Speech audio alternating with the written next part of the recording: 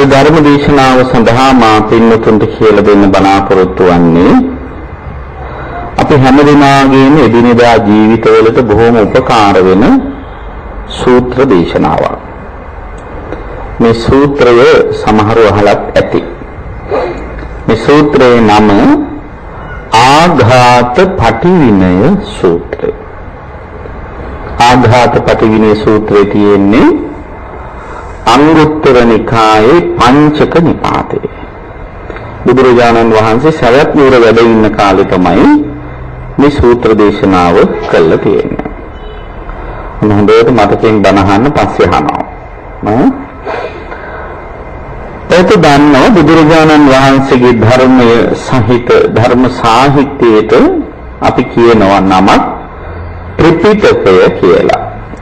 කියන්න බලන්න මාත් ත්‍රිපිටකය සූත්‍ර පිටකය, විනය පිටකය, අභිධර්ම පිටකය කියලා. මේ පිටක තුනේම ධර්මස්කන්ධ වශයෙන් කීයක් තියෙනවද? ධර්මස්කන්ධ 84000ක් තියෙනවා. කොහොමද මේ 84000 බෙදෙන්නේ? විනය පිටකයේ තියෙන ධර්මස්කන්ධ 21000ක්. සූත්‍ර පිටකයේ තියෙන ධර්මස්කන්ධ 21000ක්. අභිධර්ම පිටකයේ විතරක් ධර්මස්කන්ධ 42000ක් තියෙනවා. ඒ ඔක්කොම එකතු වුණාම තමයි 84000 හැදෙන්නේ. ඒ ධර්මස්කන්ධ 84000ට උපහාර වශයෙන් තමයි 84000 පහම් පින්කම් කරන්න මිනිස්සු පුරුදු වෙලේ. දැන් ওই ධර්මස්කන්ධ 84000 බුදුහාඳුරු දේශනා කළේ පහම් පත්තු කරන්න නෙවෙයි, අවබෝධ කරන්න. ඒකට මිනිස්සු වැඩින් කරන්නේ පහම් පත්තු කරන එක. ඒක නරක නෑ. ඉතින් පූජාවක් විදිහට හොඳයි, උත්සාහවත් වෙන්න ඕන අවබෝධය සඳහා. ඉතින් කෙසේ වෙතත් මේ සූත්‍ර පිටකයේ තියෙන 21000ක් පමණ ධර්මස්කන්ධ කොටස් 5කට බෙදලා තියෙනවා නිකාය වශයෙන්. ඒ කොටස් පහෙන් එක කොටසක් තමයි අංගුත්තර නිකාය කියන්නේ. අංගුත්තර නිකායේ තියෙන්නේ අනුපිළිවෙලින් ධර්මකාරණා වැඩියෙන් සහිත අනුපිළිවෙලින් වැඩි වෙන ධර්මකාරණා සහිත සූත්‍ර දේශනා කරපුවා. එතකොට ඒකේ තියෙනවා ධර්මකාරණා එකේ සූත්‍ර තියෙනවා. ඒක ඒකක නිපාතයට දාලා තියෙනවා. ධර්මකාරණා දෙකේ සූත්‍ර, තුනේ සූත්‍ර, හතරේ සූත්‍ර ආදී වශයෙන් අනුපිළිවෙලින් වැඩි වෙන විදිහට කොටස් බෙදලා තියෙන නිපාත වශයෙන්. ඒ ධර්මකාරණාව පහේ කොටස් තියෙන සූත්‍ර තියෙන කොටසට කියනවා පංචක නිපාතේ කියලා. ඒතර මේ අද කියලා දෙන්න හදන සූත්‍රයේ තියෙන්නේ අංගුත්තර නිකායේ පංචක නිපාතය. එන්නත්නි බුදුරජාණන් වහන්සේගේ සූත්‍ර පිටකයේ තියෙන හැම සූත්‍රයක්ම බුදුහාමුදුරුවෝම දේශනා කරපුව නෙවෙයි. බහුතරයක් සූත්‍ර බුදුහාමුදුරුවෝ දේශනා කළා තේ. එතකොට බුදුහාමුදුරුවෝ විසින්ම දේශනා කරපු සූත්‍ර වලට කියනවා නම බුද්ධ භාෂිත කියලා. තවත් සූත්‍ර වලට තියෙන බුදුහාමුදුරන්ගේ ශ්‍රාවකයෝ කියපුවා. ඒ සරියුත් මුගලන් ආදී මහරහතන් වහන්සේලා. පස්සේ බුදුහාමුදුරේ සූත්‍ර අහලා මම කිව්වත් ඒ බණ ඔහොම තමයි කියන්නේ කියලා අනුමත කරනවා. එතකොට ඒවත් ත්‍රිපිටකයට එකතු වෙනවා. ඒකට කියන්නේ ශ්‍රාවක භාෂිත කියලා.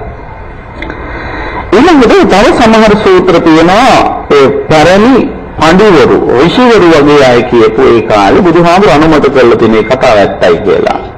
ඒවත් එකතු වෙලා තියෙන ත්‍රිපිටකයට ඒකට කියන්නේ ඉසි භාෂිත කියලා. සමහර දෙවියෝ බුදුහාමුදුරුත් එක්ක ධර්ම සාකච්ඡා කරාම ඒ දෙවියන්ගේ ඇතැම් අදහස් බුදුහාමුදුර අනුමත කරනවා. එහෙම අනුමත කළාම ඒවත් එකතු වෙන සූත්‍ර පිටකයට ඒකට කියන්නේ දේව භාෂිත කියලා. දැන් භාෂිත කීයක් කියවල? 4යි. මොනවද පළවෙනි එක? බුද්ධ භාෂිත. දෙක ශ්‍රාවක භාෂිත. තුන ඉසි භාෂිත. හතර දේව භාෂිත. එතකොට ආඝාත පටිවිනය නමින් සූත්‍ර දෙකක් තියෙනවා. පළවෙනි සූත්‍රය දේශනා කළේ බුදුහාමුදුරුවෝ. ඒ නිසා ඒක මොන භාෂිතයිද? බුද්ධ භාෂිතයි. දෙවෙනි සූත්‍රය දේශනා කළා තියෙන්නේ සරියුත් මහරහතන් වහන්සේ. එතකොට ඒක මොන භාෂිතයිද? ශ්‍රාවක භාෂිතයි. දැන් දැන් මොන්නේ සූත්‍ර දෙක මුල් කරගෙන තමයි අද මම දේශනාව කරන්නේ. දැන් ඉස්සෙල්ලාම අපි බලමු මේ සූත්‍රයේ නම. ආඝාත පටිවිණය. ආඝාත කියන වචනේ තේරුම මොකක්ද? ආඝාත කියන්නේ තරහට, බොහොම හරි. තරහට. පටිවිණය කියන වචනේ තේරුම මොකක්ද? පටිවිණය කියන්නේ නැවත නැවත පාලනය කර ගැනීම කියන එක. එතකොට බුදුහාමුදුරු දේශනා කරන uppannෝ ආඝාතෝ සබ්බසෝ පටිවිණීතබ්බ. හටගන්න තරහ නැවත නැවත උපදින්න නොදී පාලනය කරගන්න පුළුවන්, පාලනය කරගන්න හැටි දේශනා කරන සූත්‍රය. ඒ නිසා තමයි මේ නම දීලා තියෙන්නේ. එතකොට ඔන්න මතක තියාගන්න තරහට කියන තව නමක් තමයි මොකද්ද? ආඝාතය. දැන් කාදාහරි තරහ ගිහිල්ලා ඉන්න බව පෙනුනොත් ඔන්න ළඟ ඉන්න කෙනාට පෙන්නලා කියන්න පුළුවන් අන්න අරයට ආඝාතය හැදිලා කියලා. ආඝාතය කියන්නේ තරහට. එතකොට කවුරු හරි අහුවොත් අයියාට උච්චර තරහ යන්නේ. ඉතින් ඒක කියනවා. මට ගැහුවා, දැන්න, ලැජ්ජ කළා, මගේ දේවල් පැහැරගත්තා. ඔය ආදි වශයෙන් ගොඩක් හේතු කියන්න පුළුවන්. ඔය ඔක්කොම හේතු හොඳට විමසලා බලුවාම තරහ යන්නේ ප්‍රධාන හේතු දෙකක් නිසා. මොකක්ද හේතු දෙක? පළවෙනි හේතුව මම කියන්නම්, දෙවෙනි හේතුව ඔයත් කියන්න ඕන. දෙවෙනි හේතුව පළවෙනි හේතුවේ සම්පූර්ණ අනිත් පැත්ත. ඒ නිසා කියන්න ලේසි. තරහ යන පළවෙනි හේතුව තමයි කැමැති දේ නොලැබීම. දෙක මොකක්ද? අකමැති දේ ලැබීම. ඔන්න ඔය හේතු දෙක නිසා තමයි තරහ. නේද? දැන් අපි හරිය කැමති, අපිට කවුරු හරි අපි කැමති දේවල් දෙනවනම්, අපි ඉල්ලන දේවල් දෙනවනම් අපි කැමතියි. ඒත් ඉල්ලන දේ දෙන්නේ නැති වුණොත් ඔන්න මොකද වෙන්නේ? කැමති දේ නොලැබුණා. එතකොට තරහ යනවා. දැන් අපි කැමති හරියට අපේ නම කියනවා අහගන්න. දැන් අපේ ගුවන්විදුලි සංස්ථාවේ බණවලට ගියාම බණ කියන්න තියෙන විනාඩි 40යි. ඊට පස්සේ විනාඩි 20ක් විතර දායකයන්ගේ නම් කියන්නේ. දැන් බැරිලාකට එක අකුරක් හරි එන්නේ වැරදිලා කිව්වොත් ආපහු මුලින්ම කියන්නේ. විනාඩි 40 බණ කියන කෙලෙදි නම් කියන්න ගියාම මොකද වැඩියම අහනවා. ඉතින් කෙසේ වෙතත් සමහර දායකයෙකුට කැමති නම් කියනකොට. දැන් සමහර නම කිව්වේ නැතිව දානෙත් නවත්තනවා. මගේ නම වරද්දලා කිව්වේ අරගේ නම දෙසරයක් කිව්ව, මගේ නම එක සැරයක් කිව්වේ. ඔය ආදී වශයෙන් කියලා හඬ වෙනවා. එනිසා අපි අකමැති බැනුම් අහන්න, ගුණ අහන්න කැමතිලාට බැනුම් අහන්න අකමැති. නේද? දැන් කවුරුත් උදේ පාන්දර නැගිටලා හිතන්නේ නැහැ අදවත් බැන්නොත් හොඳයි කියලා. බැන්නත් අපේ අම්මා අපි හදලා තියෙන එක එක්කෙනාගෙන් බැනුම් අහන්න නෙවෙයි, ඔය ආදී වශයෙන් කියලා කේන්ති ගන්න. එතකොට දැන් ඔන්න බලන්න, කැමති දේ ලැබුණ නැති වුණාම තරහ යනවා. අකමැති දේ ලැබුණාම තරහ යනවා. ඔය හේතු දෙක මුල් වෙලා තරහ ආකාර තියෙනවා 9ක්. ඒ 9ට කියනවා නවාඝාත කියලා. මම නම මතක තියන්න පස්සේ අහන ඔක්කොම මුලින්දලා. එතකොට මේක මතක තියාගන්න ඕන සෙට්ස් 3ක් තියෙනවා. ඒක සෙට් එක කාරණා 3ක් තියෙනවා. ඒ සෙට් තුන මතක තියාගන්න. පළවෙනි එක, අහවලා අතීතයේ මට අනර්ථය කළා කියලා අතීතය ගැන හිතලා, අතීතයේ කළ කී දෑ ගැන හිතලා තරහ ගන්නවා. අනර්ථය කරන්න පුළුවන් ආකාර 3ක් තියෙනවා. කාට හරි අයහපත කරන්න පුළුවන් ආකාර 3ක්. මොකද ආකාර 3? සිතින් පුළුවන්, කයින් පුළුවන්, වචනින් පුළුවන්. දැන් සිතින් ඉරිසියා කරන්න පුළුවන්. ඊළඟට කයින් ගහන්න පුළුවන්, හොරකම් කරන්න පුළුවන්, රිදවන්න පුළුවන්, මරන්න පුළුවන්. වචනින් බනින්න කේලම් කියන්නේ හිතලන්න රිදවන්න පුළුවන්. එතකොට ඔන්න ඔය විදිහට කවුරු හරි සිත කය වචනේ කියන තුන් දොරින් අපිට යම් කිසි කරදරයක් කරලා තිබ්බනම් ඒ කරපු දේවල් ගැන හිතන්න අපිට තරහ යනවා. දැන් මේ සමහරුන්ගෙන් අහුවාම එයා යත් එක තරහල කොච්චර කවුද කියලා. කොහොමද කියන්නේ? දවසින් දෙකම මේ අද තරහ වුණා කියලා කියන්නේ අවුරුදු ගණන් වලින් කියන්නේ. ඇයි තරහ වුනේ කියලා හුවමද මට බැන්නා. ඒතර අවුරුදු 10කට කලින් තරහ වෙච්ච එක්කෙනාගෙන් අවුරුදු 10ම බැන්නද? නෑ. අවුරුදු 10 එක අවුරුද්දක එක මාසෙක එක සතියක එක දවසක එක පැයක නේ එක විනාඩියක එන්නති දැනලා තියෙනවා. හැබැයි අපි නම් දන්නේ විනාඩිය පැය ගණන්, පැය වරු ගණන්, වරු දවස් ගණන්, දවස් සති ගණන්, සති මාස ගණන්, මාස අවුරුදු ගණන් හිත හිතා මේක ගැනම පසව අපි තරහ වැඩි කරගන්න. අර මම පහුගිය දවස්වල මාතර ගිහිත් වෙලාවේ මාතර හාමුදුරු කෙනෙක් මාතර හොඳ කතාවක් කිව්වා. ඒක මිනිස්සෙක් හිටියලු ඒ මිනිස්සු ගාවට තව එක්කෙනෙක් ඇවිල්ලා එක සැරේටම කම්මුලට ගැහුවා. නිකන් ඉඳලා ගුටි කාපු මිනිස්සයා අහනවලු ඒ තමුසුමර ගැහුවේ. ගැහුවේ තව අහන්නත් තියෙනවා කියලා ආපහු ගහන්න ගියාලු. ඒක දෙන්නේ නැතුව. ඒ ආපහු මොකද මං කර වැරද්ද මොකද්ද? වැරද්ද ඒ තමුසුර මතක නැද්ද මට ඔරංගොටන් කියලා දැම්මා. කිව්වා. මට මතක නැහැ. කවදද? දැන් අවුරුදු 5කට කලින් කිව්වා. අවුරුදු 5කට කලින් දැන්නේ කර දැන් ගහන්නේ ඊයේනේ මං සතුව අතර ගිහලා ඔරංගොටන් දැක්කේ කියලා කිව්වා. දැන් මේ හිතන්නේ නැති ඔරංගොටන් කියන්නේ හරි ලස්සන සතෙක් කියලා. ඊවසකින් හිටියා. අවුරුදු 5ම සතාකට බව දැක්කම හම්බුනේ.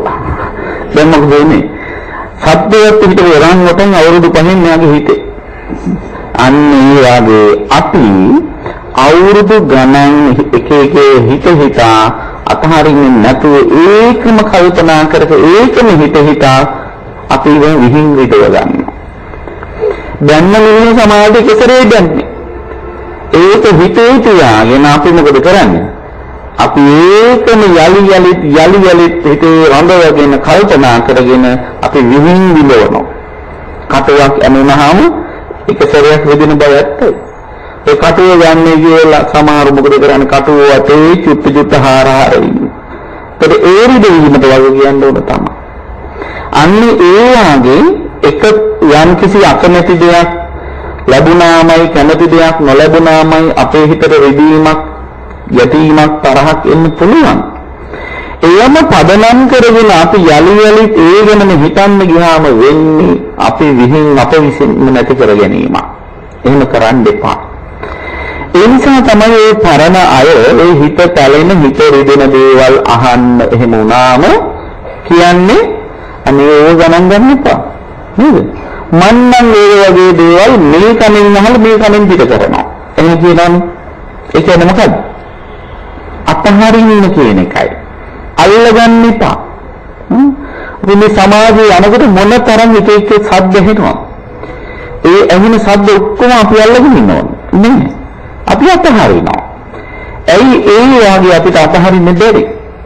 අපේ හිත රිදවන, අපේ හිතට වේදනාව දෙන, අපම පසුතැවීමට ලක් කරන දේවල් යන්නේ කියලා දැනගනත් ඇයි අපි උවමනාවෙන් මේ රඳවගෙන විහිං යතේ?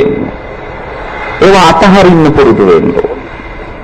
එනිසා මේ කණින් අහලා මේ කණින් පිට කරනවා කියන එක එකම හොඳ දෙයක්. ලංකාවේ මිනිස්සුක කරනවා නේද?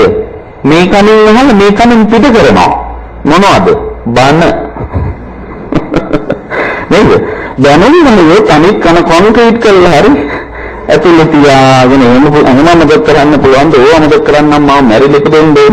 ආදී වශයෙන් කීකේ අල්ලගෙන කොච්චර වේදනාවටපත් වෙනවද? ඉතින් කෙසේදත් පින්නතුනි ඔන්න ඔය විදිහට සමහර වෙන අතීතයේ වෙච්ච දේවල් අමතක කරන්නේ නැතුව අල්ලගෙන ඒ ගැන හිත තරහ ගන්න. ඊළඟට දෙක අහවලා දැනුත් මට කරන්නේම කරදරයි කියලා Tamanට වර්තමානයේ කරන කරදර ගැන හිතලා තරහ ගන්න. ඊළඟට අහවලා අනාගතේ මට කරදර කරાવી මට බනීවි මට ගහවි ආදී වශයෙන් හිතලා අනාගතය ගැන හිතලා තරහ ගන්න. සමහර ඉන්නෝනේ තාම දැනලා නැහැ.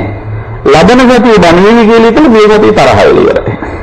එහෙමයි වුණ තරම් මෙහෙම කළොත් මෙහෙම කරා ආදී වශයෙන් කියලා ධම්මම ඒකට ප්‍රතික්‍රියා දක්වලා පිළිහෙනවා.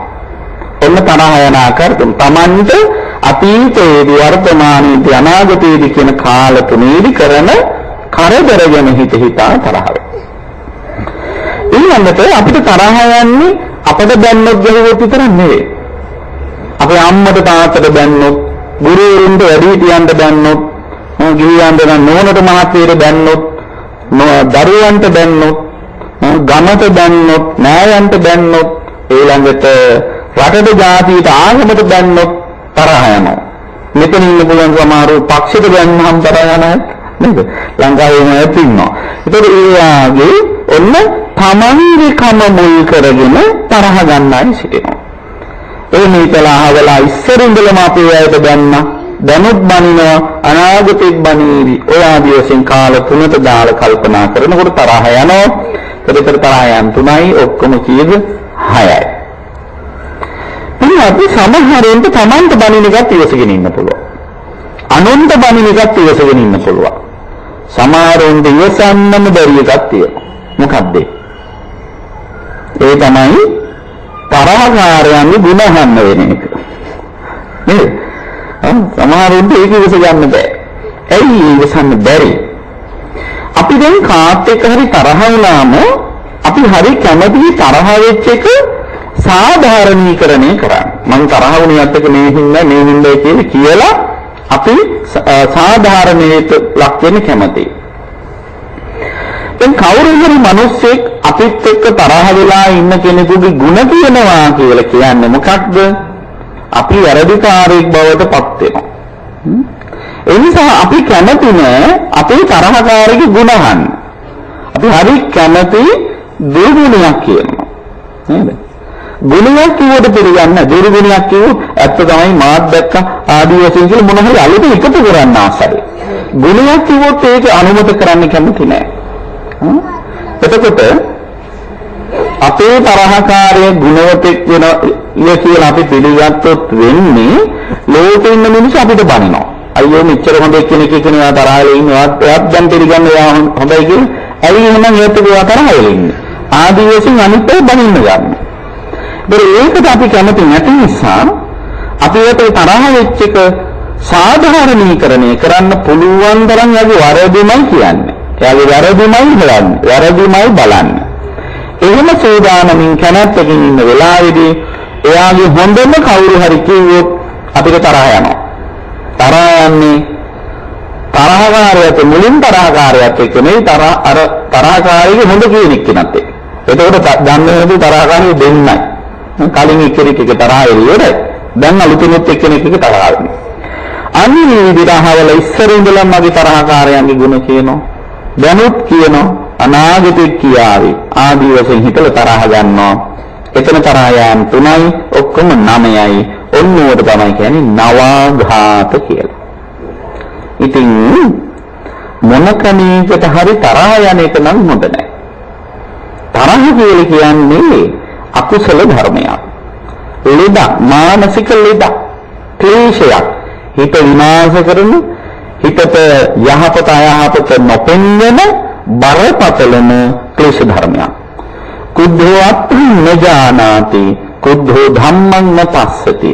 කේන්දිගේ කෙනාට කල යුත්තේ තේරෙන්නේ හල යුත්තේ තේරෙන්නේ. මම මේ කොහෙද ඉන්නේ මොනවද කරන්න කියලා වැටහෙන්නේ. අර මම අහපු කතාවක් තියෙනවා මම මේක නිතර කියනවා ඒත් අහලා ඇති. ඇල්බර්ට් අයින්ස්ටයින් කියන්නේ ලෝකේ පිළිගත් මහා විද්වතෙක්. එයාගේ ගෙදර පුංචි කාමරයක් තිබුණලු.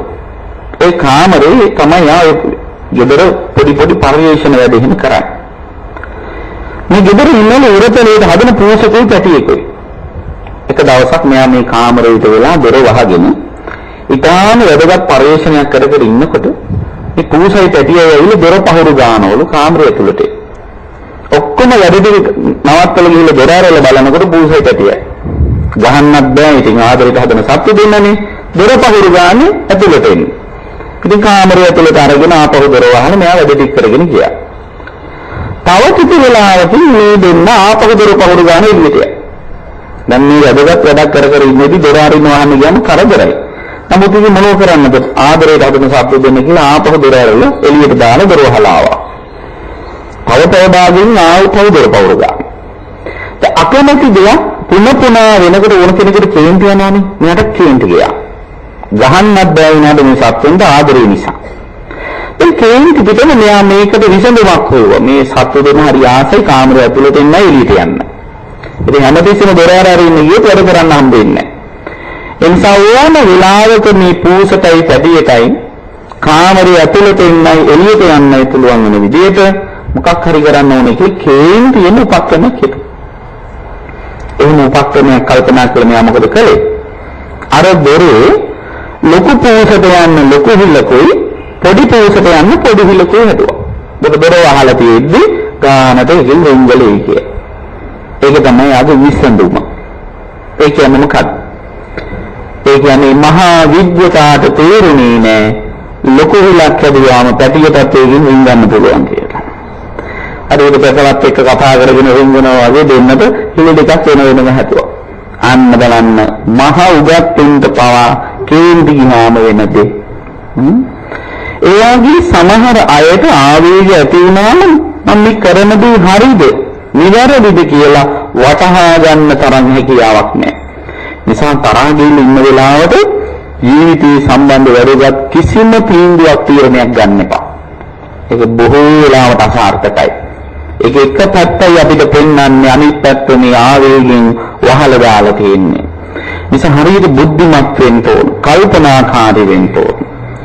අනිත් කාරණාව තමයි සමහර අය කල්පනා කරන්නේ නැතුව ආවේගශීලීව වැඩ කරලා පස්සෙපසුතැවිලි වෙනවා. පස්සෙපසුතැවිලි වුණා කියලා අනියත් මම මෙහෙම වරද්දක් කළා මම මට සමාව වෙන්න කිය සමාව ඉල්ලුවාට කලේ වරද්ද නිවැරදි වෙන්නේ නැහැ. ඒක හොඳට මතක තියාගන්න. දැන් ලංකාවේ මිනිස්සු හිතාගා ගන්න හදපු වාක්‍යයක් දෙනවා. මොකද්ද? වැරදි වෙන එක මොකද්ද? මනුෂ්‍ය ගතිය, සමාව දෙන එක දේව ගතිය. ඉතින් සමාව දෙන්න දෙවියෝ බලන් ඉන්නේ මෙයා පුළුවන් තරම් මනුෂ්‍ය වෙන්න හදනවා. ඒක නෙවෙයි වැඩේ. මනුෂ්‍යකම කියලා කියන්නේ වැරද්දක් විදිහට දැනගෙන යලි නොකර ඉන්න උත්සාහවත් වීම. වැරද්දක් කරාට පස්සේ ඒ කරන වෙලාවේදී මේකට කර්ම පහළ වෙන ඉවරයි. අනේ මගේ අතින් උනේ වැරද්දක් මම ඔයාගෙන් සමාව ඉල්ලනවා කිව්වයි කියලා අර කරපු වැරද්ද අහෝසි වෙන්නේ. කවුරු හරි සතෙක් මරලා ඉවරලා මට සමාව වෙන්නේ කියලා කිව්වා කියලා මරිචුවට අර පණිනවා. එහෙම වෙන්නේ නැහැ. එතන පව සිද්ධ වෙලා ඉවරයි. කර්මයේ සැකසෙල ඉවරයි. ඒ නිසා බෞද්ධ විදියට අපි බුද්ධිමත් වෙන්න ඕන. කල්පනාකාරී වෙන්න ඕන. යමක් කරන්න කලින් ඒක ආදීනව දකින්න ඕන. එහෙම දැක්කොත් පස්සේ පසුතැවිලි වෙන්න දෙයක් නැහැ. හොඳ කතාවක් තියෙනවා. එක කම්පැනි එකක් තිබුණේ ඒකේ අයිතිකාරයේ තාත්තයි පුතා. ඉතින් මේ පුතාට පොඩ්ඩ බැරි වෙන ගමන් කේන්ති යනවා. නිතරම ගහ ගන්නමයි යන්නේ මිනිස්සුත් එක්ක. හැබැයි පුතා ඒකටකින් හොඳයි. මොකද හොඳේ? එයා පිළිගත්තාට තරහ යන එක නරකයි කිය. සමහර වෙනෝනේ තරහ කේන්ති පිටම කියන නෑ මට තරහක් නෑ. මේ අසාධාරණකම් විතරෙන් දෙන්නන්න බැරි.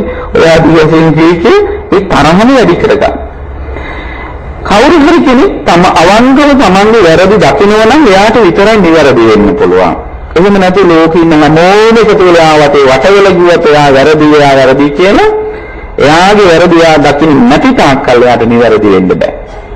හැබැයි මේ ළමයා හොඳයි මගේ අතින් වැරද්දක් නේ තරහ යන එක හදා ගන්න ඕනේ කියලා හිතුවා. ඊපස්සේ තාත්තගාවට ගිහින් කියන තාත්තා මට හරියට කේන්ති යනවා.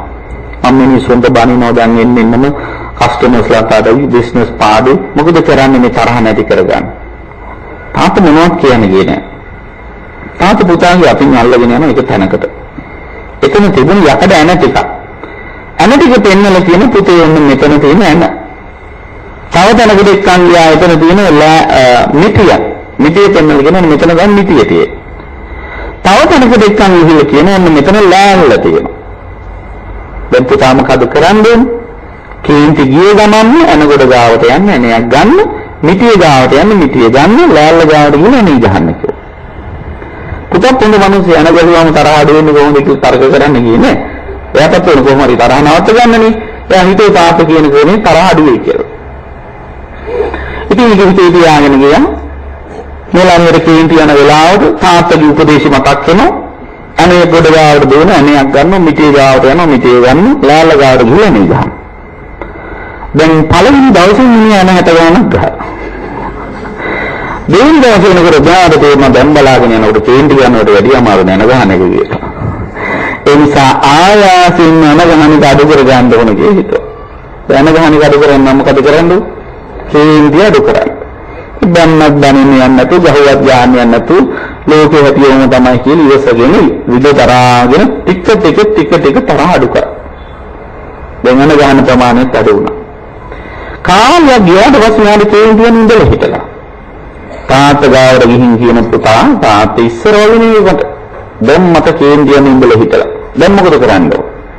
තාත්තට තේරෙන්නේ නැහැ. තාත්තා කියන පුතේ එහෙනම් ඉඳලා හිටලා ගිහින් නගහන්න කියලා. ඒකත් කළා. කාලයක් ගියාට පස්සේ යාට කේන්ති යන්නේ නැහැ. දවසක් තාත්තා ගාවට ගිහින් කියන තාත්තා මට දැන් කේන්ති යන්නේ නැහැ. අනියක් ගහපු ගාලෙන් මතක නැහැ කියලා. ඊට පස්සේ තාත්තා කියන පුතාට හොඳයි පුතේ. එහෙනම් අර කේන්ති යන්නේ නැති දවස් තියෙනවනේ. එහෙම දවසක ඔයාලට කේන්ති ගිහපු දවස්වල ගහපු ඇන දවසකට එක ගාන ගලවන්න කියලා. දැන් ඔක ගලවන්න තවරුද්දක්වත් යන්න තිබුණින් ගහපු ඇනවල තරමට. කොහොම හරි ඉවසිල්ලෙන් මේ ඇන ඔක්කොම ගලවලික. අන්තිම අනිත් ගලවපු දවස සතුටින් තාත්තා ගාවට ගිහින් කියන තාත්තා ඔක්කොම ඇන ගලවලි ඉවරයි. මට දැන් කේන්ති යන්නෙම නැහැ. දැන් මොකද කරන්නේ? තාත්තා පුතාගේ අතින් අල්ලගෙන යනවා ලෑල්ල ගාවට. ගිහිල්ලා ලෑල්ල දිහා බලලා අහන කෝපුතේ මේක දිවිච්ච යන. ඒ තාත්තා කිව්වේ කේන්ති යන්න නැත්තම් ගලවන්න කියලා. මං ගලවුවා. ඒතර මොනවද මේ ලෑල්ල ඉතුරු වෙලා තියෙන්නේ? ඒ යන ගහපු සිදුරු.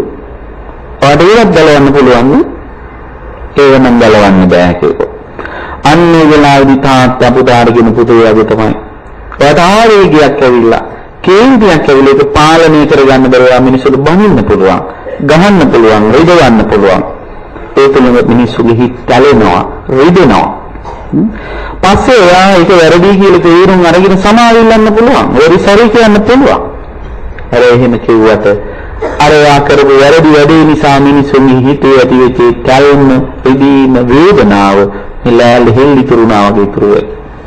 ඒ නිසා පුතේ කරන්න ඕන ගහපු වෙන ගලවන එක නෙවෙයි.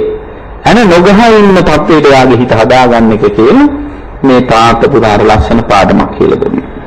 අන්න ඒ නිසා අපි උත්සාහවත් වෙන්න ඕන හැමතිස්සෙම අන නොගහ ඉන්න තත්ත්වයට හිත හදාගන්නවා වගේ ද්වේෂය පාලනය කරන්න, තරහ අඩු කරගන්න උත්සාහවත් වෙන්න. ඒක බුදුරජාණන් වහන්සේ මේ කාරණාද මේ ආඝාත පටිවිණ්‍ය සූත්‍රයෙන් අපිට පෙන්වන්නේ අනේ තරහ අඩු කරගන්න හැටි. දෙවන ආඝාත පටිවිණ්‍ය සූත්‍රයේදී සරියුත් මහ රහතන් වහන්සේ පෙන්වතුනේ මේ අපේ තරහට හේතු වෙනවායයි කියන ලබන මිනිස්සු 5 දෙනෙක් ගැන සඳහන් කරනවා.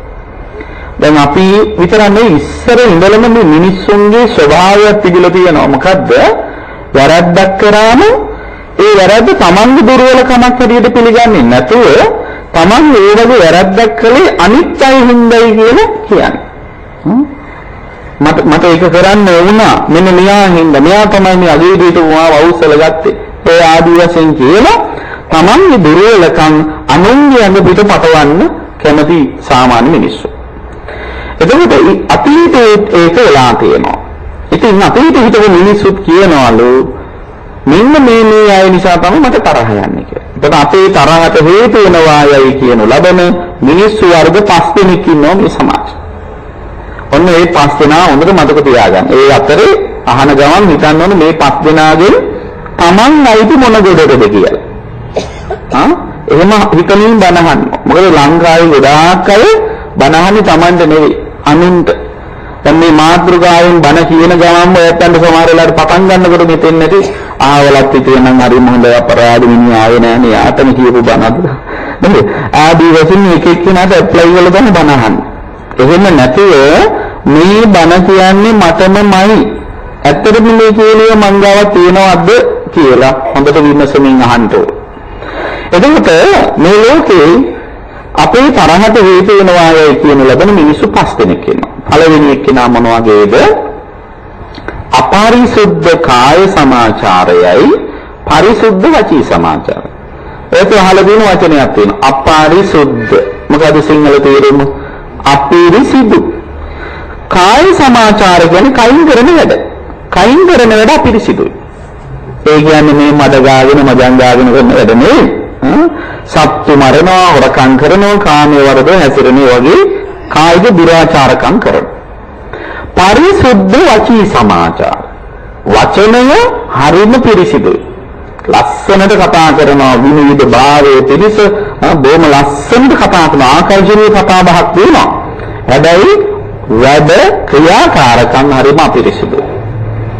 දැන් මේක මතක තියාගෙන ඉන්නේ පාඩුවේ මම මෙහෙම කියන්නම්. පළවෙනි එක්කෙනාගේ වැඩ හොඳ නෑ, හඬ හොඳයි. හඬ කියන්නේ කතාව හොඳ වෙන්නේ. දෙවෙනි එක්කෙනාගේ හඬ හොඳ නෑ, වැඩ හොඳයි.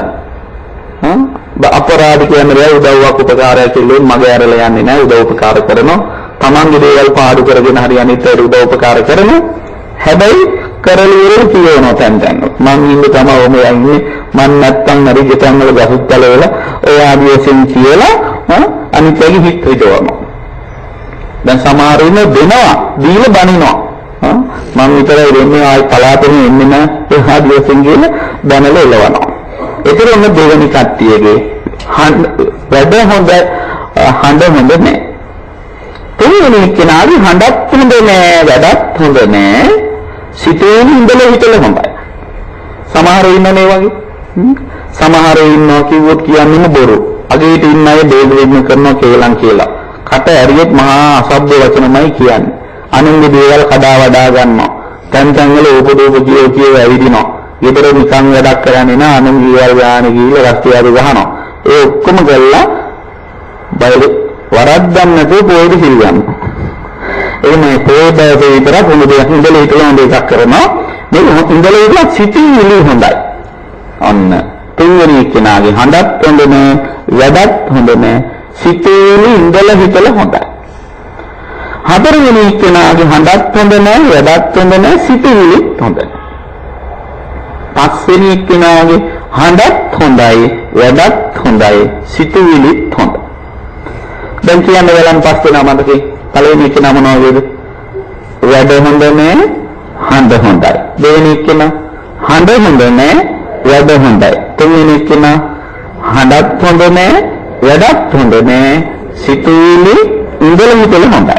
හතරවෙනි කෙනා හඬත් හොඳ නෑ, වැඩත් හොඳ නෑ, සිතුවිලිත් හොඳ නෑ. පස්වෙනි කෙනා හඬත් හොඳයි, වැඩත් හොඳයි, සිතුවිලිත් හොඳයි. දැන් මට කියන්නේ මේ පස් දෙනාගෙන් හොඳම හොඳ කීවෙනියද? පස්වෙනි. නරකම නරක කීවෙනියද? හතරවෙනි. එතකොට මේ පස් දෙනාගෙන් පළවෙනියයි, දෙවෙනියයි, තුන්වෙනියයි හොඳයිද නරකයිද? දැන් පළවෙනියගේ වැඩ හොඳ නැහැ, හැබැයි හඬ හොඳයි. දෙවෙනියගේ හඬ හොඳ නැහැ, හැබැයි වැඩ හොඳයි. තුන්වෙනියගේ හඬයි වැඩයි දෙකම හොඳ නැහැ, ඒ සිතුවිලි ඉඳලා ඒක හොඳයි. දැන් මේ තුන් දෙනා හොඳයිද නරකයිද? ඒ තුන් දෙනා හොඳක් තියෙනවා, නරකක් තියෙනවා. හැබැයි සමා ගොඩක් අය කියන්නේ මොකද්ද? හඬ විතරයි යාගේ හොඳ, වැඩ හොඳ නැහැ, යා නරකයි කිය. ඇයි එහෙම කියන්නේ? එයා එහෙම කියන්නේ යාගේ හොඳ හඬ ගැන අගේ පිරි නැති නිසා. දෙවිද හිතන්නට හොඳ දෙයක් තිබියදී ඒ ගැන නොසිතා නරකම ගැන හිත නරක කරගන්නවා නම් එතන නරක කියලා දෙන්නේ අපි. එතන නරක කියලා තියෙන්නේ අපි. අනුන්ගේ නරක හිතන්න නරක කියන්නේ අපි හිත. දැනගෙනත් එහෙම හිතා ඒකෙන් පිරිහෙනවා නම් ඒකට වග කියන්න ඕන අපි. වෙන කවුරුත් නෙවෙයි. සමහරු කියනවා අපේ අයෝ කොහොම හොඳයි කට තමයි සවුතු කියලා කියන. ඒ කියනවා ඔක්කොම හොඳ නම් ඒ සවුතු කටමල්ලන්නේ. ඒ අපි සවුතු ඉන්නවා. වෙන මොකක්ද නිසා නෙවෙයි. අන්න ඒ වාගේ අපි ගොඩාක් වෙලාවට මේ සමාජයේ විහිං දුකටපත් වෙන අය. මේ සමාජයේ තියෙන යම් නරක නොගැලපෙන දේවල්, නපුරු දේවල් අපේ කරගෙන අපි විහිං දුකටපත් වෙනවා. පාරකට යනකොට වාහනයක් එලවනකොට එහෙම නැත්නම් පාරායින් ඉන්න මිනිස්සු හැසිරෙන රටාවල් දැකලා ඕව විවේචනය කර දැන අපි කොච්චර කරන්නේ. ඉතින් වෙන්නේ මොකක්ද? අනුන්ගේ දේවල් අපේ කරගන්න. එහෙම අපේ කරගන්න ගියාම තමයි අපි දේවල් රිදින්න තියෙන්නේ. අපේ නොකර ගන්න දේවල් අපි කොච්චර තියනවද? ඒවා කෙසේවත් අපිට ගැටලුවක් නෑ. එහෙනම් ගැටලුවක් නොවන්නේ අපි ඒවත් අල්ලගත්තේ නැති නිසා, බැඳෙන්නේ නැති නිසා. එතකොට අපි මේ අපේ කරගන්න හදන්නේ මොනවද? හොඳ දේවල් නෙවෙයි, නරක දේවල්. අනුන්ගේ හොඳ දෙයක් හරි අපේ කරගෙන ඒ ගැන හිතා ඉන්නවා නම් හිත කොච්චර සැනසෙනවද? ඒ මේතන්නේ නැතුව අනුන්ගේ නරක දේවල් අපේ කරගෙන අපි විහිං පිරිහිලයක්. ඒ නිසා මතක තියාගන්න, හිතන්නට හොඳ දේවල් තිබියදී ඒ ගැන නොසිතා නරකම හිතනවා නම් ඒකෙන් පිරිහෙන්නේ අපිම බව වටහා ගන්න. ඉතින් කෙසේද මෙන්න මේ වාගේ පුද්ගලයෝ මුණගහනහම ඇති වෙන තරහ පාලනය කරගන්න බුදුහාමුදුරෝ දේශනා කළා පින්නතුනි ක්‍රමවේද පහ. ඔන්න මතක තියාගන්න පහ. මම කලින්ම කියන්නේ තරහ කියන්නේ ලෙඩක් කියන. එතන ලෙඩේට බෙහෙත් තමයි මම මේ දෙන්න හදන්නේ. දැන් මේ බෙහෙත් පහ මතක තියාගන්න. සමහර ලෙඩ තියෙනවා ලෙඩේ හැදිච්ච ගමන් ටැබ්ලට් එක දිවට තියාගන්න සාක්කුව දාලා තියන්න ඕන හැමතිස්සෙම. ඉතින් මේ තරහ කියන ලෙඩෙත් කොයි වෙලාවෙද හටගන්නේ දන්නේ නැහැ. ඒ නිසා ඕන වෙලාවක මේක හටගත්තොත් පාවිච්චියට ගන්න හොඳ කරගන්න පුළුවන් බෙහෙත් පහක් මේ දෙන්නේ. ඉතින් පළවෙනි බෙහෙත ගන්න ඒක හොඳ වෙන්නේ නැත්නම් පොඩ්ඩක් ඩෝස් එක වැඩි කරලා ගන්න. එහෙම නැත්නම් දෙවෙනි එක try කරන්න. එහෙම කළොත් බෙහෙත් පහ වියොත් ලෙඩේ නිත්‍යාවට සුව වෙනවා. හොඳයි. ඒ නිසා ඔන්න පළවෙනි බෙහෙත. බුදුහාමුදුරුවෝ මතක් කරනවා කාත් එක්ක හරි තරහ ගියොත් මෙත්තා භික්ඛවේ තස්මින් පුද්ගලෝ උපජ්ජිතබ්බෝ. කාත් එක්ක හරි තරහ ගියොත් මොකද කරන්න ඕන? මෛත්‍රී කරන්න කියලා කියන්න බලන්න මොකද්ද මෛත්‍රී කියන වචනේ තේරුම? මෛත්‍රී කියන වචනේ තේරුම මිතුරුකම, මිත්‍රත්වය. දැන් කියන්න මෙතන මොකද්ද මේ බුදුහාමුදුරුවෝ කියන්නේ කාවුරු හරි අපිට දැන්නොත් ගැහුවොත් අපේ තරහ ඒ තුල ඇවිස්සුනොත් අපිට කියන මෛත්‍රී කරන්න කියලා. ඒ කෙනෙකුට කියන්නේ මොකක්ද ඒ කතාව? බුද්ධිත් කාලේ මෛත්‍රී කරන්න කියනවා කියන්නේ. මෛත්‍රී කරනවා කියන එකේ තේරුම මිත්‍රත්වය දිනු කරන්න කියන එකයි. දැන් කියන්න බලන්න කාත් එක්ක හරි යාළු වෙන්න ඕන නම් කාත් එක්ක හරි යාළු වෙන්න ඕන නම් ඉස්සෙල්ලම කරන්න ඕන දේ මොකක්ද? කියන්න බලන්න. හරියට යාළු නොවේ ඉතියා වගේ නිකන් ඈ hina වෙන්න නෑ ඊට කලිනුත් කරන්න තියෙන දෙයක්. සමහර වෙලාවෙ කියන hina වෙන්න ඕන බලන්න ඕන චොක්ලට් දෙන්න ඕන ඒක කතා කරනවා. හැබැයි ඔක්කොම කරන්න කලින් කරන්න ඕන දෙයක් තියෙනවා. ඒ තමයි අපි අගයන හොඳක් එයා තුළින් දකින්න. ඊට පස්සේ ගාන මේක hina වෙන්න ඕනේ කියලා හරි හිතෙන්නේ. එයාගේ එක්ක රූපෙ හොඳ වෙන්න ඕනේ, එක්ක හනේ දෙන්න ඕනේ, එක්ක වැඩ හොඳ වෙන්න ඕනේ, එක්ක ඉගෙන ගන්න දක්ෂෙක් වෙන්න ඕනේ, එක්ක සල්ලි තියෙන්න ඕනේ, වැඩගත් පවුලක කෙනෙක් වෙන්න ඕනේ.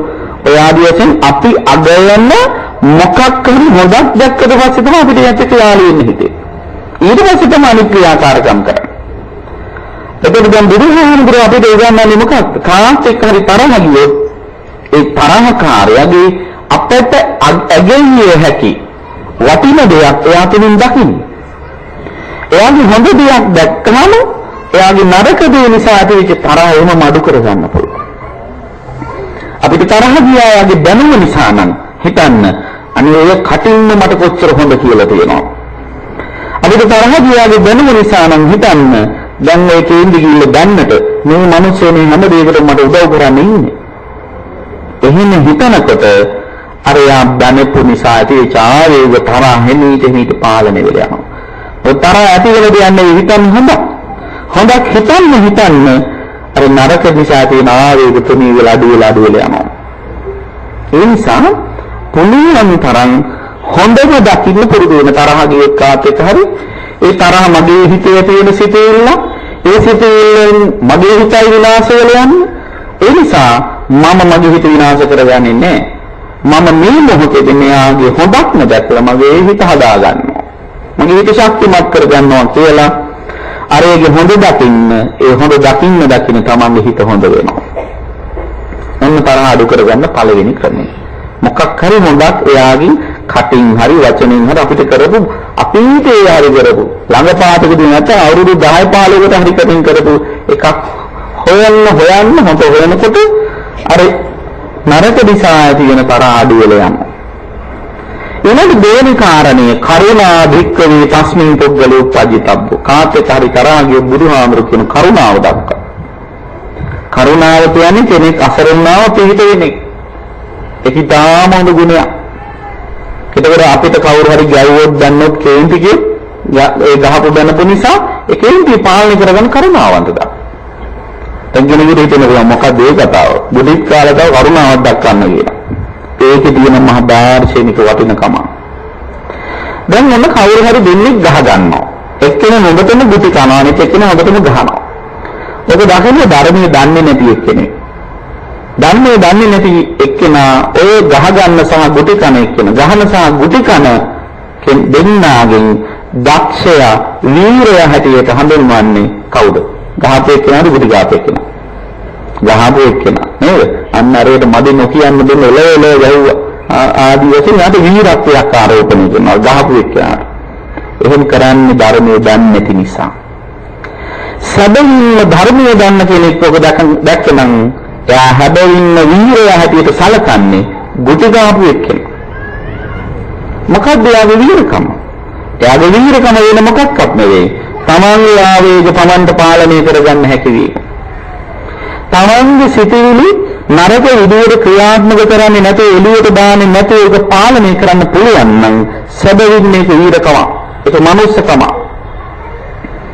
තමන්ගේ හිතට එන සිතුවිලි පාලනය කරගන්න බැරිව අවිචාරවත් එළියට දානවා නම් එතන මනුස්සත්වයේ රැඳිලා නැහැ. ඒ අය හරියට සත්තු වගේ. තමන්ගේ මනුෂ්‍යත්වයේ සත්තුන්පත් පවලහට දාගන්නවා නම් ඒ වගේ අසරණෙක් වෙනත් ඇත්තේ නැහැ. එතකොට ඒ ගහ බැන ගන්නවා කියලා කියන්නේ ආවේග පාලනය කරගන්න බැරුව එළියට දාන එක. ඒ සත්තුන්ටත් එහෙමනේ. සතුට ආවේගයක් ආවම සතාට බෑ ඒක පාලනය කරගන්න. ඒ බල්ලෙකුට බුරන්න හිතනවාම බල්ල බුරන්න තියෙනවා. අපෝ බෑනේ දැන් බන කියන වෙලාවේ මිනිස්සු ගොඩක් ඉන්න වැඩගත් මිනිස්සු ඉන්න. ඒ නිසා අපි වගේ බල්ල වැඩගත් කාලෙට හැදෙන්න ඒ මේක නේද? බල්ලට හිටිච්ච දේ කළා. ඒක තමයි බලුකම කියන්නේ. හැබැයි මිනිස්සුන්ට එහෙම බෑ. මිනිස්සු ඒ පැත්තට යටිනවා නම් එයා ඒ මිනිස්යාට අර තිරිසන්පත්යෙන් පල්ලෙහාට යනවා. එතකොට තමන්ගේ උදාර මනුෂ්‍යත්වයේ තිරිසන් සතෙකුගේ තත්ත්වයට දාගන්නවා කියන්නේ හැබැයිම ආසරණේ. අන්න එහෙම අසරණයන්ට පිහිට වෙන්නේ. ඒක බුදුහාමර මතක් කරන අපි හිඳ කාර්ය තරහ විසිරෙනවනම් මගේ හැරලා යන්නේ. දැන් මේ මිනිස්සුන්ට කොච්චර ඉව තේරෙන්නේ කියලා දෙවියෝ ඉන්නේ. ඒ කියන්නේ නිවුනට පස්සේ මම කියන දැන් මගේ හැරලා යනවා. ආදී වෙසිට. සමහර එහෙම නැහැ. මම මොනවද සෙකන් වෙන්නේ? මම වරද්දක් කරේ නැත්නම් එයාටයි මම බය වෙන්නේ නැහැ. ආපු දෙන්නුවට හොඳින් දෙකක් කතා කරන්නේ. ආදී වෙසින් කීකේ එක ගිහලා ගැටිලා දෙගොල්ලන් තිරිනවනවා. එහෙම නැතුව ඉවසන්න කරුණාවෙන් ඒ දිහා බලන්න. අර ආවේගශීලී පුද්ගලයා කරේ කරුණාවෙන් බලන්න. අපේ කෝපයටපත් අපේ කෝපය ඇති කරපු වංශය කරේ කරුණාවෙන් පිහිට වෙන අනුකම්පා සාගත චේතනාවෙන් බලනකොට අර අපේ හිතේ තියෙන තරහත් එහෙමම අඩුවල යනවා. ඊළඟට තුන්වෙනි කාරණේ කාත් එක්ක හරි තරහියොත් ඒ තරහ ඇති කරන්න හේතු වෙච්ච පුද්ගලයා කරේ බුදුහාමර මතක් කරනවා. උපේක්ඛා දෙක්කේ තස්මින් පුද්ගලෝ උපජිතබ්බ. උපේක්ෂාව දින කරා. මධ්‍යස්ථ වෙන්න.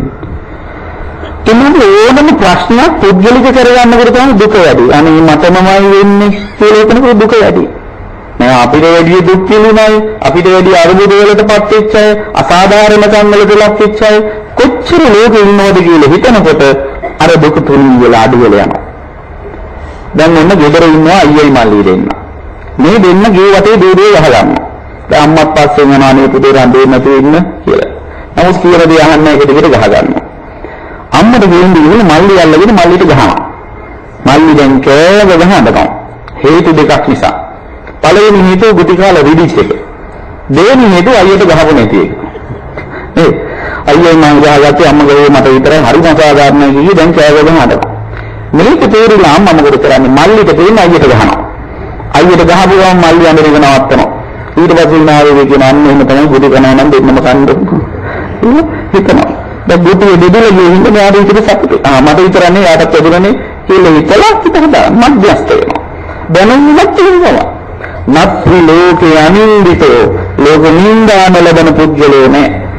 තුන් ලෝකයක් සනහා වදාළ බුදුහාමුදුරු පවා අප්‍රමාණ නින්දා ගැරහුම් වලට ලක් වුණා. එහි මට මේ වගේ දේවල් උඩින් එක අරුමයක් නෙවෙයි කියලා හිතලා මධ්‍යස්ථ හිත හදාගන්න. ඒ මධ්‍යස්ථ භාවය හරිම වටිනවා. දැන් කවුරු හරි ළමයි විභාගයක් ලියන්නේ. පාඩම් කරන්න නැති විභාග ලියන්න ගියාම අමාරු. ලියා ගන්න බැරි එළියට ඇවිල්ලා මූණත් එල්ලගෙන ඉන්නකොට ඔය විභාගෙ ලියන්න ගිහින් තව ළමයි ගැටයක් එනවා. මෙයා දුවගෙන ගිහලා අර ළමයින්ගෙන් අහනවා කොහොමද අද විභාගෙ ලේසිද? ඒ ළමයි දෙකක් තියෙනවානේ ප්‍රශ්න මම දන්නේ උත්තර තමයි දන්නේ කියලා කියනවා. එන්නේ ගියහම යාට හරි සතුටුයි. මට විතරක් නෙමෙයි ඔක්කොටම අමාරුයිනේ. ඒ සතුටින් ගෙදර ගිහිල්ලා අම්මට කියනවා මේ අවුරුදු විභාගෙ ඔක්කොටම අමාරුයි. බොරුනම් ගිහලා අරගෙන උත්හල බලන්න. හිලිත හදාගන්න.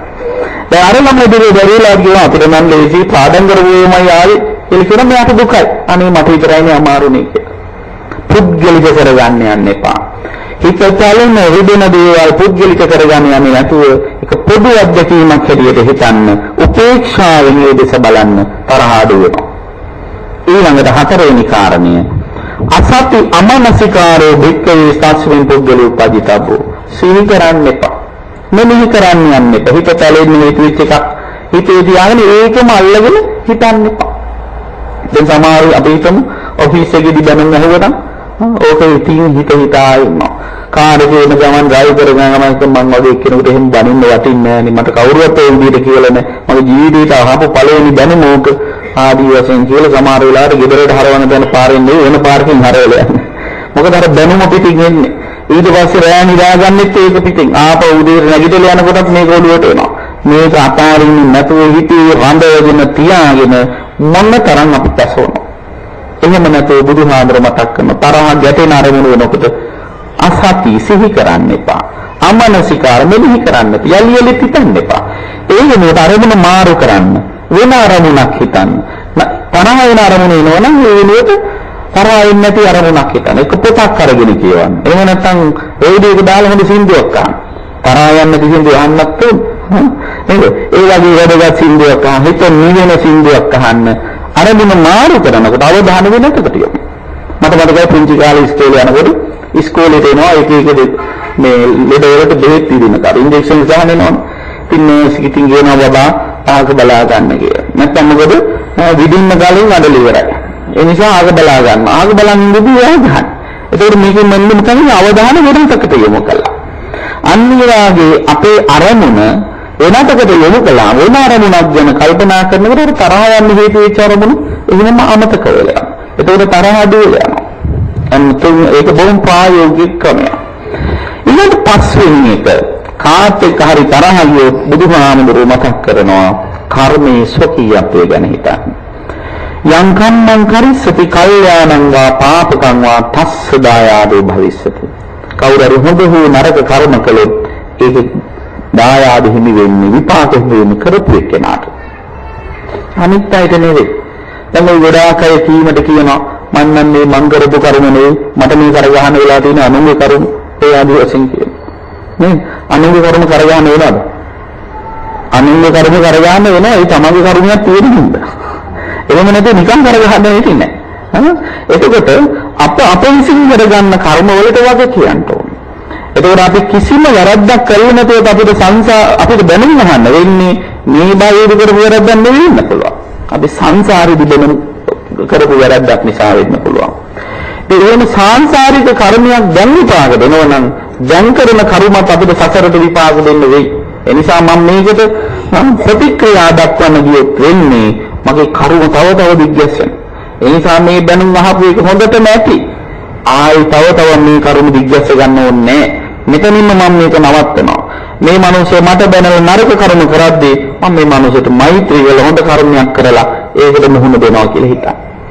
අන්නේ ඒ විදිහට සංසාරේ කර්මය ගැන හිතලා කර්මයට බය ඇති කරගන්න. බැරි වෙලාවකට එහෙම හිතන්නේ නැතුව මෛත්‍රී කරන්න යන්නේ නැතුව ද්වේෂයෙන් හිතලා මමත් මේකට හොඳ වැඩක් කරන්න ඕන කියලා කේන්ති මේ විදිහට තරහින් රත් වෙවි හිත ඉන්න වෙලාවේ බැරි වෙලාවක්වත් හાર્ට් ඇටැක් එකක් ඇවිල්ලා මරුණොත් යන්නේ මපාත්. මොකද වෙන්නේ? දැනුනොත් පහල අපාය යන්නත්. පාඩු දෙකයි. ඒ නිසා එහෙම කරගන්න යන්නේ නැතුව තමන්ගේ හිත පිරිසිදු කරගන්න හොඳ කර්ම රැස් කරගන්න.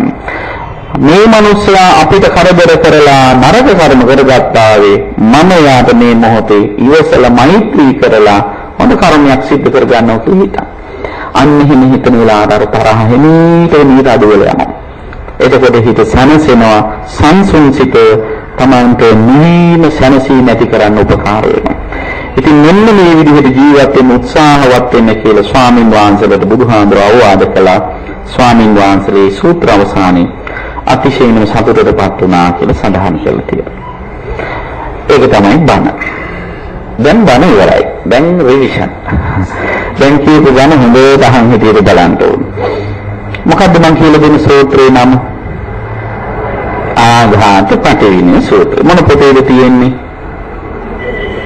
අංගුත්තර නිකායේ පංචක නිපාතේ. බුදුරජාණන් වහන්සේගේ ධර්මයේ අතුලත් පිටක කීයක් තියෙනවද? 3යි. මොනවද? සූත්‍ර පිටකේ, විනය පිටකේ, අභිධර්ම පිටකේ. ඒ ත්‍රිපිටකයේ ධර්මස්කන්ධ කීයක් තියෙනවද? 84000. කොහොමද බෙදලා තියෙන්නේ? සූත්‍ර පිටකේ කීයක් තියෙනවද? 21000. විනය පිටකේ 21000යි. අභිධර්ම පිටකේ 42000. සියල්ල 84000යි. එතකොට සූත්‍ර පිටකයේ තියෙන හැම සූත්‍රයක්ම බුදුහාමුදුරන්ගේම නෙවෙයි බහුතරයක් සූත්‍ර බුදුහාමුදුරු දේශනා කළේ. බුදුරජාණන් වහන්සේ විසින්ම දේශනා කරපු සූත්‍ර වලට කියන මොනවා කියලාද? බුද්ධ භාෂිත. බුදුහාමුදුරන්ගේ ගෝලිය කියපුවට ශ්‍රාවක භාෂිත. ඊළඟට පරණ පඬිවරු කියපුවට ඉසි භාෂිත. දෙවියෝ කියපුවට දේව භාෂිත. ආඝාත පටිවිණය නමින් සූත්‍ර කීයක් තියෙනවද? 2යි. පළවෙනි සූත්‍රයේ බුදුහාමුදුරු දේශනා කළේ බුද්ධ භාෂිතය. දෙවෙනි සූත්‍රයේ කවුද දේශනා කළේ? සරියුත් මහ රහතන් වහන්සේ. නිසා ඒක මොන භාෂිතයද? ශ්‍රාවක භාෂිතය. ආඝාත කියන වචනේ තේරුම මොකද්ද? තරහ කියන එක. පටිවිණය කියන්නේ නැවත නැවත හික්මවීම, පාලනය කිරීමයි. තරහ යන්න ප්‍රධාන හේතු කීයක් තියෙනවද? ප්‍රධාන හේතු 2යි. මොකද හේතු 2? කැමැති දේ ලැබීමයි, අකමැති දේ ලැබීමයි. ඒ හේතු දෙක මුල් වෙලා තරහ යන ආකාරය කියවද? 9යි. ඒකට කියන්නේ මොනවා කියලාද? නවාඝාත කියලා. එතකොට අතීතයේදී අහවලා මට අනර්ථය කළා, දැන් කරනවා, අනාගතේ කරාවි කියලා හිතලා තරහ යන 3ක් වෙනවා. ඊට පස්සේ තමන්ගේ හිතේ තියෙන අතීතයේදී අනර්ථය කළා, දැන් කරනවා, ඊළඟට අනාගතේ කරාවි කියලා හිතලා තරහ යන 3ක් වෙනවා. ඊට පස්සේ තමන්ගේ තරහකාරයන්ගේ ගුණ කිව්වා, දැන් කියන අනාගතේ කියාවි කියලා හිතනවා තරහ යනවා. එතන 3යි. ඔක්කොම 9යි. අපි තරහ යාමට හේතු වෙනවායයි කියන ලබන මිනිස්සු වර්ග මේ සමාජයේ කී දෙනෙක් ඉන්නවද? 5 දෙනෙක් ඉන්නවා. පළවෙනි කෙනා මොන වගේද? වැඩ හොඳ නෑ, හඬ හොඳයි. දෙවෙනි කෙනා හඬ හොඳ නෑ, වැඩ හොඳයි. තුන්වෙනි කෙනා හඬත් හොඳ නෑ, වැඩත් හොඳ නෑ, සිතේලි ඉඳලා හොඳයි.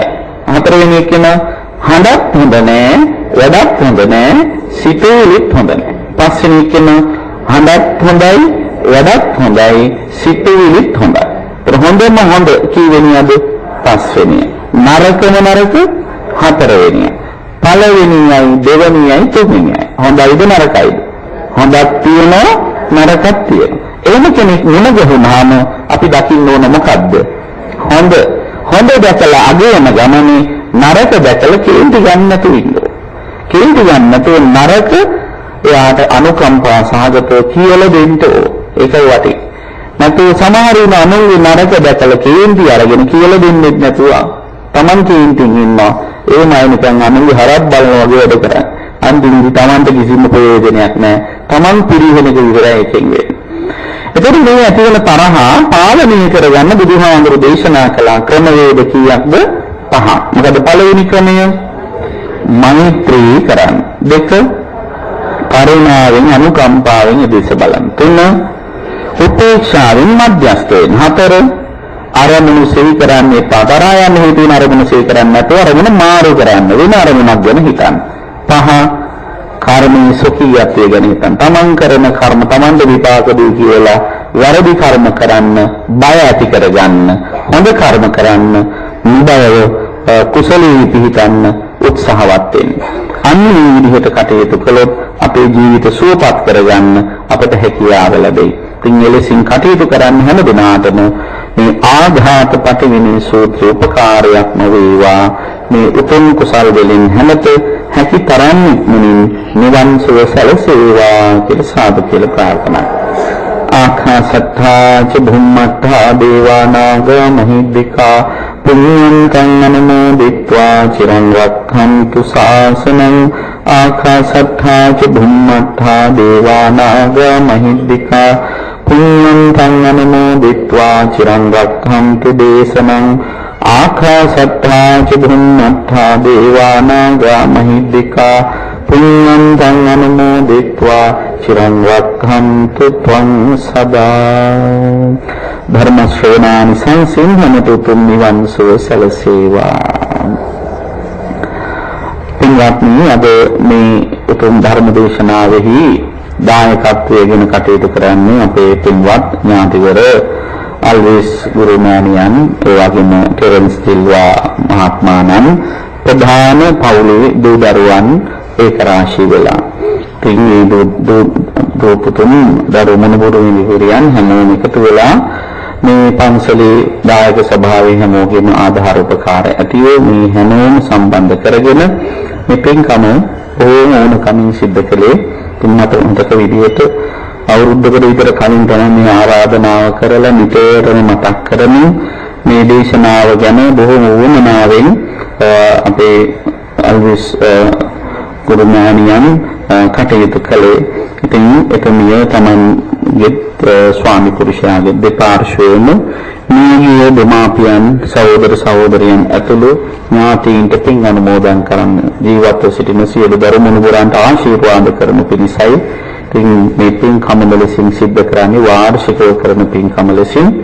ඉතින් මේ සියලු ආකාරයෙන් පහළ කරගන්න උදාාරතර කුසල ශක්තිය අපි නමින් පරලෝසපත් සියලුම ඥාතීන්ට අනුමෝදන් කරමු. ඒ දෙපළ නමින් පරලෝසපත් දෙපාර්ශ්වයේම දෙමාපියන්, සහෝදර සහෝදරයන් ඇතුළු සියලු ඥාතීන් මේ හැම දෙනාම නමින් පරලෝසපත් ගුරු දෙමව්පිය ආදී සියලු ඥාතීහු රට ජාති සමය වෙනුවෙන් දිවිපිදු සියලු රණවිරුවන්ට පින් පවරමු. සියලු දෙනා පින් අනුමෝදන්ව තම තමන්ගේ භව ගමන සුවපත් කරගනිත්වා කියන අදහසින් ඉදන්නේ ඥාතිනං හොතු පිළිපෙන්ද.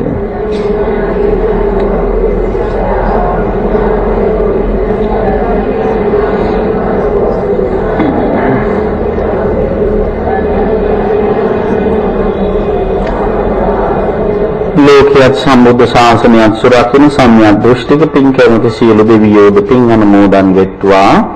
පින් අනුමෝදන් වන දෙවියන්ගේ දේවාශීර්වාදයේ රැකවරණය විහාරාධිපති නායක ස්වාමීන් වහන්සේ, විහාරාධිකාරී ස්වාමීන් වහන්සේ ඇතුළු ස්වාමීන් වහන්සේලාට, දායක සභාවේ පින්තුන් හැම දිනාටම මේ පින්කමට සහභාගී වුණ අප හිත දුන්නු උපකාර කළ හැමට අති විශේෂයෙන් මෙහි ප්‍රධාන දායකත්වයෙන් කටයුතු කරන මේ සමාජයට රටට ඉතාම වැදගත් දූ දරුවන් පිරිසක් දායාද කළ ඉතා සම්භාවනීය ආකාරයෙන් කටයුතු කරන අපේ අල්විස් ගුරුමෑණියන්ටත්, සිල්වා මහත්මයාටත්, ඒ පවුලේ දරුවන්ට, මුණුබුරු මුණුබිරියන් ඇතුළු හැමෝටම දෙවියන්ගේ බැහැමි රැකවරණ නිරතුරුව සලසත්වා කියන අදහසින් එත්තාවතා චාම්මහි කියලා දෙවියන්ට පින් දෙන්න.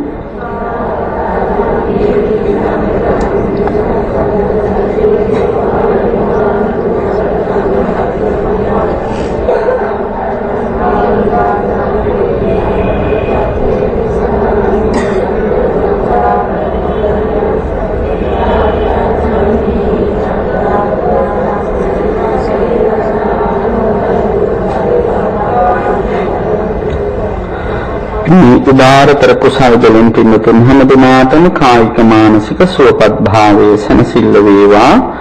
සංසාරේ වාසය කරන තාක්කල් දුක් කරදර සෝතවල් සාපිපාසාදී කිසිවක් ඇති නොවේවා. ආයුෂයෙන් නිරෝගී සම්පන්නියෙන් වැඩි දියුණු වේවා. හැම දිනාගෙම සිතෙන් බැහැමි සංකල්පනා බලාපොරොත්තු එලෙසින් ඉෂ්ට වේවා. නිවන් දක්නාතුරු අසත්පුරුෂයන්ගේ සුරක් නොලැබේවා. කල්යාණ ගුණදී සත්පුරුෂයන්ගෙන් ඇසුර ලැබේවා. හැම දිනාටම හැකි තරම් ඉක්මනින් උතුම් නිවන් සුවත් සැලසේවා කියලා සාදු කියලා ප්‍රාර්ථනා කරනවා.